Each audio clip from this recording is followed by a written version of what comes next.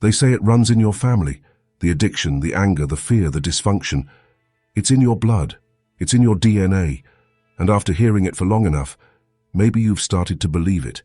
Maybe you've begun to say things like, "This is just who I am, I can't help it. People like me don't change." That's what the world wants you to believe, that your identity is inherited, that your trauma is your personality, that your history is your prison. But what if that's not truth? What if it's a trap?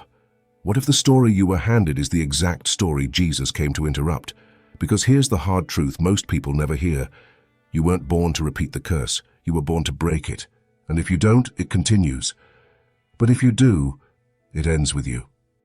The patterns you saw growing up, the violence, the shame, the silence, the absence, they didn't start with you. They were passed down, generation to generation, and now they're knocking on your door dressed like destiny. But don't be fooled.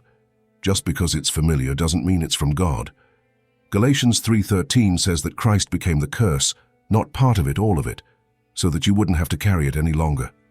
That rage in your father, that addiction in your bloodline, that deep root of bitterness passed down like a birthright, Jesus took it, and he crushed it at the cross. But if that's true, then why are so many Christians still living in chains? The problem is, we've accepted survival as our spiritual identity. We cling to what broke us and call it who we are. But when you belong to Jesus, you don't just get forgiveness, you get rewritten. You are grafted into a new family. You are adopted as a child of the King. You no longer carry your earthly family's shame, you carry your heavenly Father's name. Romans 8 says you've been adopted. John 1 says you've been given the right to become a child of God. That means your identity isn't biological, it's spiritual. And your inheritance isn't dysfunction, it's dominion. You weren't just saved from sin, you were saved from everything tied to it. That includes what runs through your family's veins, because now what runs through you is Him. Some of us aren't bound anymore. We're just comfortable. We've worn broken like a badge. We've made traumatized our identity. We don't know who we are without the pain, so we keep nursing it like it's a part of us. But Jesus didn't die to improve your self-image. He died to kill your old self, to bury it, to raise something new. There's a difference between being delivered and actually walking in that deliverance. The door's open, the chains are off, but you're still sitting in the cell. Why? Because it's easier to stay than to step out, easier to blame the past than to fight for the future. But if the Son sets you free, you're free, so stop acting like a slave.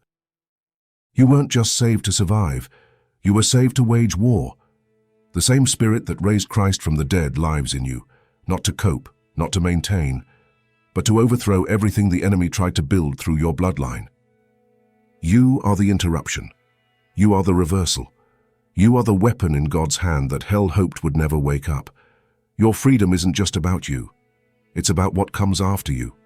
Your children, your household, your legacy. You are the one God chose to say, "It stops here." The addiction ends. The abuse ends. The silence ends. The shame ends. Not because you're strong, but because Jesus is. His blood is enough, and it speaks a better word than everything you've inherited.